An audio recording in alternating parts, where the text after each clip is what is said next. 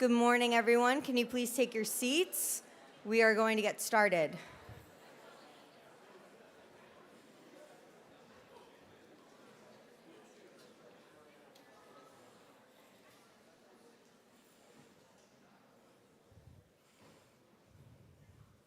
Thank you. Good morning. We have a lovely presentation today for you, and I'm going to introduce that in a moment.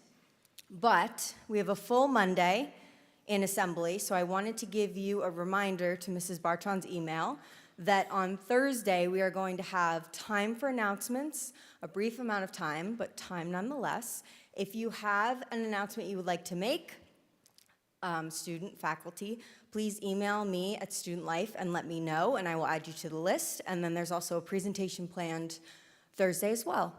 So please let me know as soon as you can. And with that, I'm going to turn things over to Jack.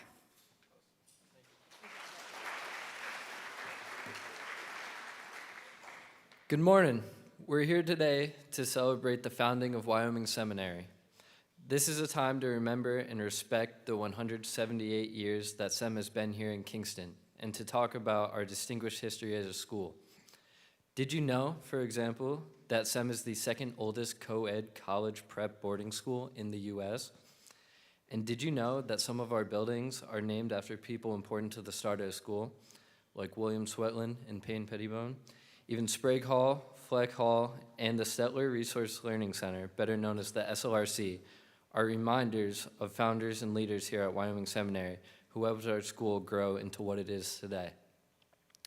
SEM has seen a lot of history here in the Wyoming Valley, from fires and floods and tornadoes to pandemics and wars in which some of our alumni lost their lives.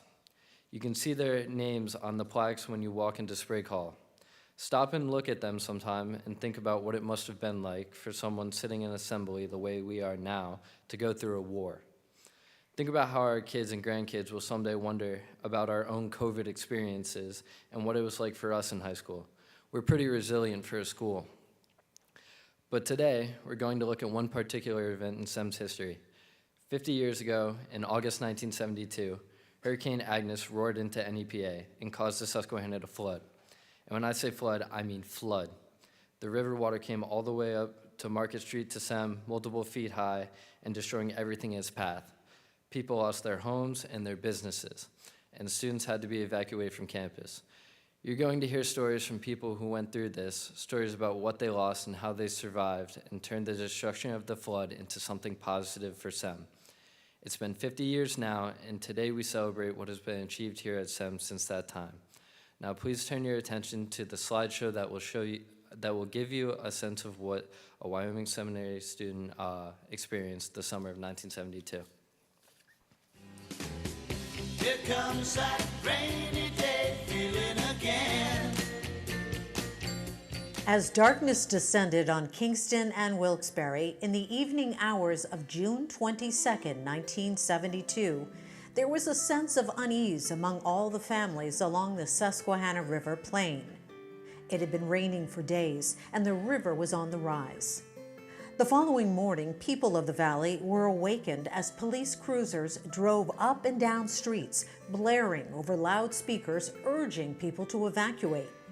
The river was expected to crest above the flood protection system within hours. The campus, as we knew it then, was much smaller.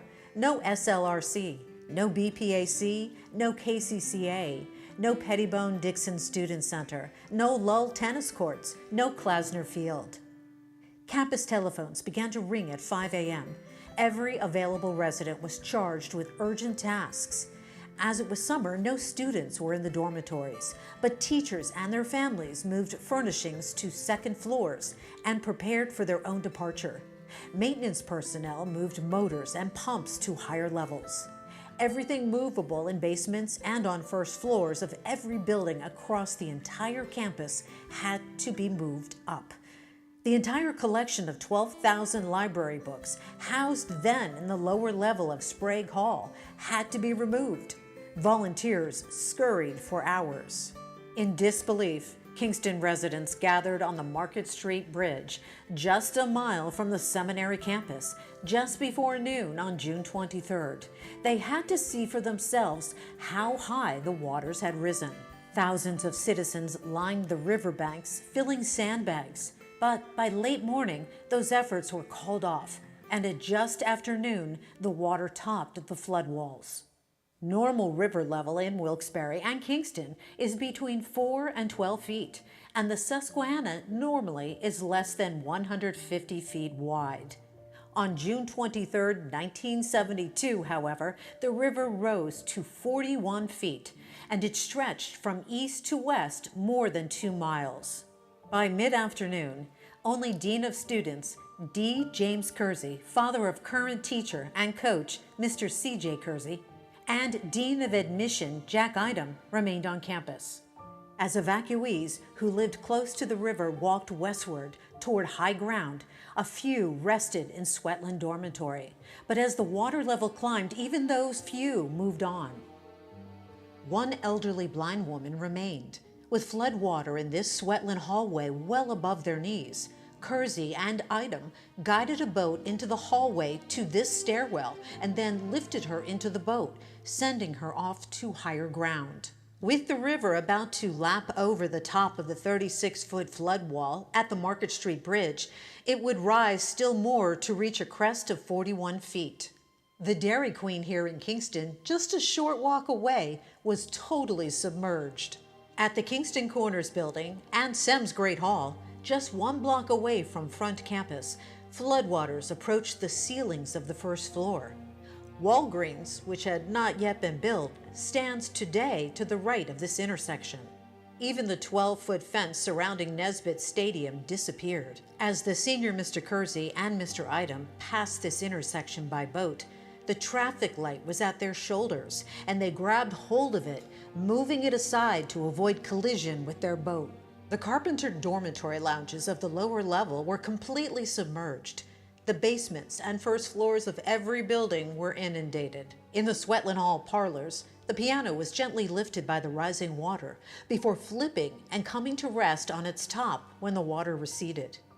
In the Wallace Room, furnishings were toppled. The watermark on the curtains to the right of the china cabinet revealed water had reached approximately 5 feet on the first floor of Sweatland and Fleck Halls. Fleck Hall dining room chairs and tables toppled. Today, the basement of Sprague Hall is home of the Student Life offices and lounge. But in 1972, it housed the school's library, as we noted a few moments ago, home to over 12,000 hardcover books. All 12,000 were carried up to the first floor and stacked in order, hoping to return them as water receded. But those efforts were for naught, as floodwaters on that floor reached 2 feet, toppling those stacks into random confusion. The Nelson Bell Tower, as we know it today, was once the entryway to the Nelson Memorial Chapel with heavy iron-hinged wooden doors. Water rose to the base of the columns. In what was the most difficult and controversial decision of the post-flood campus reconstruction, it was determined that the chapel was best removed to make room for the new Buckingham Performing Arts Center. But engineers pondered, could the tower stand on its own and be saved? Fortunately, it was determined the bell tower was structurally sound and able to stand alone. It remains the center point of campus to this day. And then the cleanup began. Water stood heavily on the carpenter gym floor and caused it to buckle and splinter so that it looked like a collapsed wooden roller coaster. Far from repairable, a bulldozer was used to remove the debris and haul it away. Campus-wide, damaged flooring, trophy cases, furnishings, and books were carted to the streets, where front loaders and heavy trucks hauled it to the landfill. There were days when it was unclear whether the school would reopen at all, either on the current location or elsewhere, but open we did. Despite the immense challenges, the people of Wyoming Seminary were prepared to keep school only 1 week late in September 1972.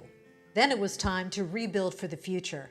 At SEM, trustees, members of the faculty and staff, parents and students persevered.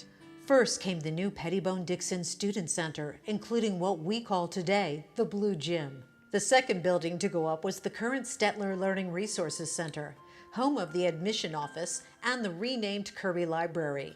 Note, the library is now and forever shall be located on the second floor above the flood level. The Buckingham Performing Arts Center was opened in 1978. Then came the Lowell Tennis Complex, Klausner Field, the renovated Nesbitt Stadium, and finally, the Kirby Center for Creative Arts. This is a story of resilience. Through the hard work and persistence of good people, SEM has withstood countless challenges, none greater, however, than the 1972 flooding caused by Tropical Storm Agnes. It is a story of the human spirit that brings resilience to all aspects of our community lives. We depend on each other to preserve all that is good in our lives, to enrich our relationships, and to sustain our institutions for generations to come. Like the founders who witnessed the disastrous fire engulfing completely the first Wyoming seminary, the leaders in 1972 were fully committed to keep school. Here comes that rainy day feeling.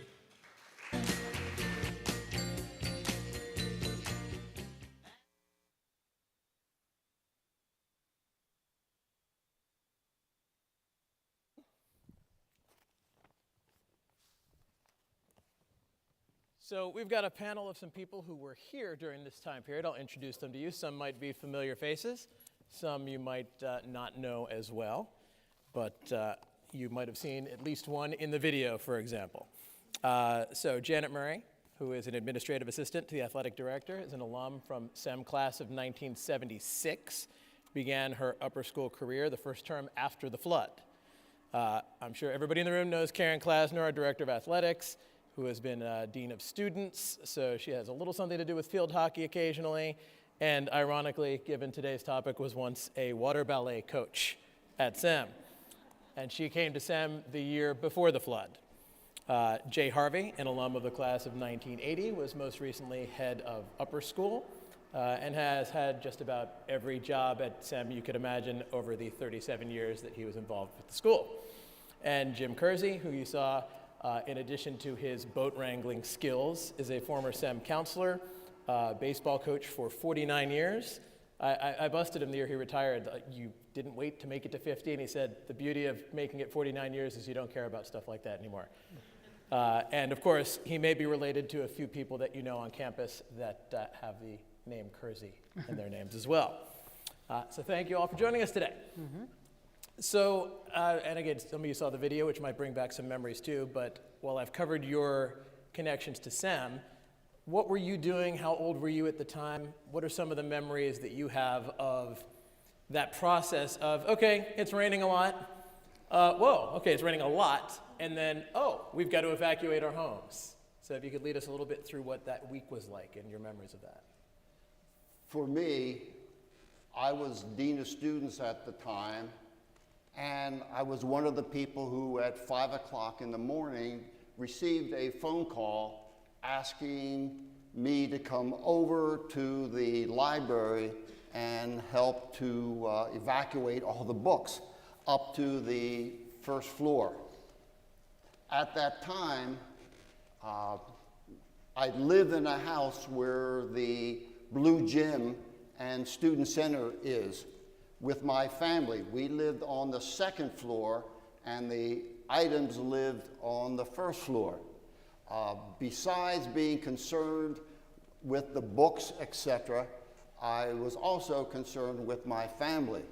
So to make a long story a little shorter, my wife took my two kids, my daughter and my son, CJ, you know him as Mr. Kersey, to my parents who lived in New Jersey, and they stayed there for a little while, and then they flew out to Tucson, Arizona to spend some time, like 4 months. So they got way out of the flood. Way out of the plains. Just a small little thing. Because my son was 18 months at the time, and you can figure out how old he is now from that, I never had the opportunity to learn or to see him walk for the first time. And without my guidance, he does pretty well if you look at him walking now. I've seen him master it. He's definitely getting there. That's debatable. Yeah. Thanks, Jeff. Yeah. How long was it, by the way, until you were actually separated during that period? About 4 months. Oh, so that whole time, okay. Yeah, but that whole time, just before the school opened, which was only a week late, actually. That's amazing. What about everybody else? Karen? I lived in the first floor apartment in Sweatland Hall. gosh. It was my first year at seminary. And I had gone home. I was leaving for graduate school, so I had all my books, my bags, everything packed to leave for graduate school. I decided I was going to go to Mansfield, which is where my parents lived, to visit for the weekend, come back, and then go on to graduate school. While I was in Mansfield, they were already flooding the area that I lived in, and I called back here to the administrators on duty and said, is the valley in trouble? We are flooding in Mansfield, and we've been evacuated from our home in Mansfield because of the flooding. What about over there? Oh, no, there's no problem at all. We're in good shape, and of course, about 5 hours later is when the dike broke. So I had to my father was a state policeman, and I had to get special permission to get back into the valley to get back to the school. I was in the 8th grade. I just graduated from the lower school in June, so I was about 14. So I was really looking forward to having some time with my friends and having pool parties before we went on to high school. I remember standing up by the middle school in Hanover Township looking at the Sansui Parkway. And as the river came up, it's like, well, that's pretty interesting. And then when the houses started floating by, I think the reality started to sit that there was some challenges coming. But it was a summer that we weren't expecting. With all the cleanup that we had to do, and fortunately my home was fine, my parents' home, but our businesses were shot. So we spent the whole summer cleaning up mud and things of that nature. Do you think at the time, being the age that you were, and I'm thinking about, some of our students that are here now, some of our students who graduated, and, them and their perspective on the things they were missing while COVID was happening, for example, were you, looking back on it, were there things that you were focused on? You're like, wow, I can't believe that's what I was focused on as a kid at that point in time when I'm looking at what was going on in the bigger picture, or? Well, I don't think it really hit us that hard what was going on. We just knew that everybody was in trouble, and then everybody was just pitching in. You were wondering how your friends were doing, but again, you didn't have cell phones back then. The phones were down, so you were just hoping that you'd catch up with them at some point, but really it was just every day the task was you get in the back of the dump truck, put your rubber boots on, get your rubber gloves, and you're going to go start cleaning up mud and stuff. I was 10, in between 4th and 5th grade at what was then called the day school, now the lower school. And like all 10-year-old boys at that point, it was sleep in until 1, grab something to eat, and get on your bike and go to Little League practice or a game. And that was really your entire day focused around that. Until 5 o'clock that Friday morning when I got a knock on my bedroom door and my mother said, pack a bag, we're leaving. And really, at that age, you don't have any of that in perspective. We had shopped the night before and come across the river, and it was pretty high, but there's just no perspective. And now, every adult in this room that has been around for flood warnings now knows the triggers of when the river hits a certain level and what that means. My parents lived in a house about halfway between here and the Market Street Bridge.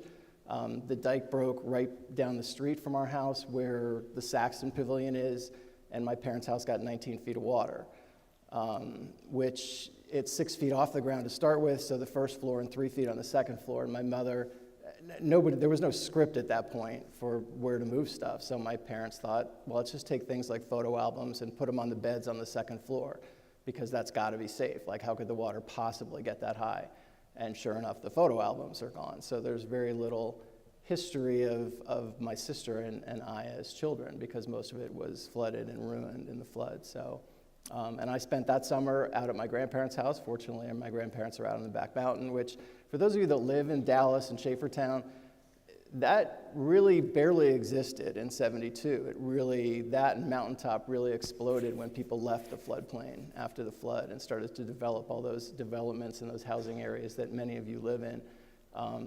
My job every day was when my parents would get back from the house, they would bring out, because I wasn't allowed to go in yet, and they would bring stuff out, and my sister and I would get the bleach out and the rubber gloves, and we would scrub stuff all afternoon until dinner time after they brought it back out. So that was the summer of '72 for me. I know it's, and I don't know how many of you are old enough to remember, was it 2008? I think the last kind of flood warning we had that didn't happen, but it flooded a bit. 11. And I know some of the faculty were here, but having moved to the area in '78, I didn't have an experience with this, but my wife had been in the area during the flood, and her experience was when we packed and started moving everything during that period, she packed photo albums, because she said that's what she didn't want to lose this time. You know, I'm over here trying to pack up all my files and move everything and get everything I could think of. And she was like, yeah, you do that. I'm leaving with the photo albums. I'm good. And so there's actually a note on my office that Kieran had written that just says, "Dear Dad, hope you're safe in the flood." That's still written on the board of my office. Nice. So I wonder if there are any specific moments that stand out to you now. Some of you had already begun your experiences with SEM, but whether it was here with what you were doing at SEM, or any other specific moments that really stand out to you in terms of just that period? I mean, obviously, one of the real memories of myself was mentioned on the slideshow, where Sweatland, Fleck, and Dart were actually used as an evacuation center for a little while. And then as the water rose and some gas tanks erupted, we knew we had to get rid of the people who were evacuated. And so we brought some boats in through the front door of Sweatland and moved people out through the back door. But what really probably struck me the most was when we first came back to campus, there was a sense of depression, because this grand old school may not make it. But as the weeks went on and more volunteers came, the sense that this school has a spirit that will survive disasters, that the community that is part of what SEM is greater than nature can destroy. Than buildings or books? Yes. Great, thank you.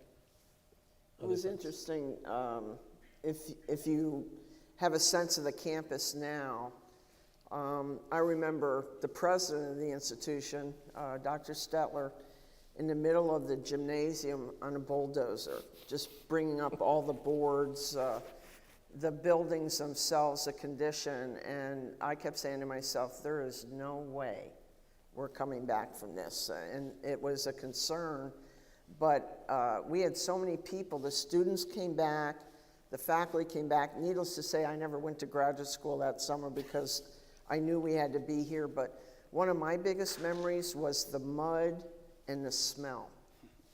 We had a fully loaded refrigerator in our cafeteria, and all that food had spoiled. Oof. And we had to clean out that food. And a lot of us up here know who Miss Disk is, who was the head of the cafeteria, and she helped with the cleanup. But I remember the smell and getting stuck in the mud. You had to just lift your feet up out of the mud. It was up to here on my legs. It was bad.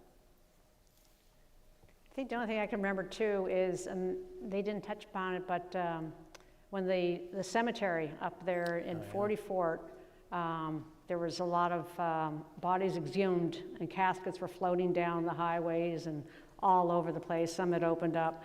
And that was a little disturbing. I think that set a little bit of a reality to folks. And it was a sadness because, right, it's not knowing where these people are, who they are, but that was an awful task that people had to undertake to reclaim them and do all that. And that was all just right up the road here, right by the day school. And you've got these moments that are reality that sound like, you've got the action movie version over here with boats and gas tanks exploding, and then you've got the horror movie version over there. But then grounded in, when you really look at it in reality, what is really happening when you see those kinds of scenes? Right. I think one of my memories, and I don't have total dates on this, but when we finally moved back to the valley, the house was obviously uninhabitable still, and HUD, the federal department, provided trailers for people to live in their driveways until their houses were ready. So for the beginning of my 5th grade year, and probably until winter, I lived with my family in a little tiny trailer in our driveway, while my dad would go to work during the day and then come home at night and try to put rooms together, kitchen, bathroom, and essentially for my entire 5th grade year into probably 6th grade, the living room of our house had a pair of sawhorses in it and sawdust everywhere because that was literally the construction zone for every single room in our house. So we had a bedroom, we had a kitchen and a bathroom, and that's really what we had for about a year in our house as we chipped away at it. So that and the fact that the department store down the street, which was called Wayne's Department Store, which is like the baby Target of the day, the dike broke, all the merchandise blew out, and when I got home, I was hearing wonderful stories from my friends growing up about a bike was found in their yard and a grill and sporting equipment. So I finally turned to my mom and said, "What was in our yard? Anything?" A case of moldy, muddy zippers was so not exactly a thrilling thing for a 10-year-old boy to have in their backyard. So I think as we wrap up here, Jim and Karen, you both really alluded to this point, but if anybody else had any further thoughts before we close, just this idea of being in this position where it really looked like this could go down a completely different path, and what it took and what it felt like to get past that, move to the other side of it. You put it pretty eloquently already, Jim, so thank you. I think what came out of all this was that we're the valley with the heart, and everyone really came together. Being a coach, I can understand a team attitude. The people that came from out of the area into this area to help us is what you'll remember the most. Is there were people here from Missouri, from California, from all these different states that just came here to help get us, get our feet back on the ground. And that feeling, it was tremendous what we saw happen. It's one of the few times you will hear fairly unanimous praise for Richard Nixon. Yes. Who there are photos of him here handing out things to people through the flood process, so yeah. But I think a good credit, too, goes back to Frank Carlucci. His son was an alumni of Summer. I think Frank was also class of 48. He helped in Washington to help us get funds and get the focus back on Wyoming Valley and Wyoming Seminary, and I think that helped to allow it to, push forward to get this building, our school back online. This doesn't answer your question directly, but to give the students maybe a better understanding of what the flood was. When you go to lunch today and you sit down, realize that the water was over your head, and that would be tough to eat. A lot of fish in the water, though, back then, so a lot of really disgusting carp that floated belly up across the valley. I would just say that at most times in your life, you're going to be part of something bigger than yourself.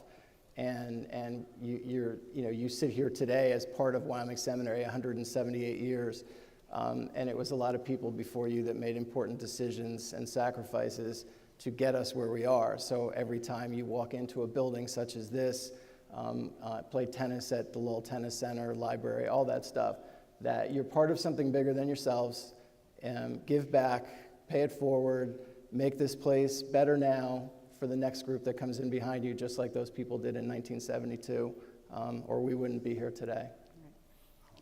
And for those of you looking around at the past few years and everything that we've faced, both as a community, as a country, as a world, as a school, I think it really helps to look back and see that other people have faced similar situations, and even when things looked pretty dire, that there was always hope, and then there was progress, and there was growth that came out of it.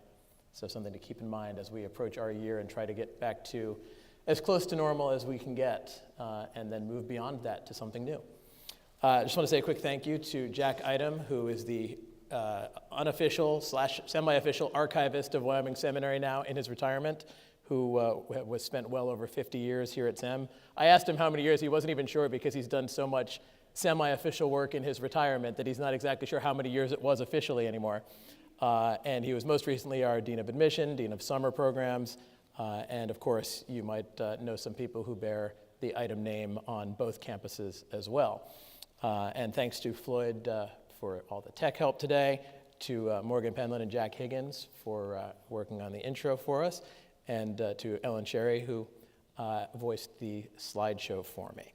So thank you all for your attention, and I hope you take some thoughts with you into today.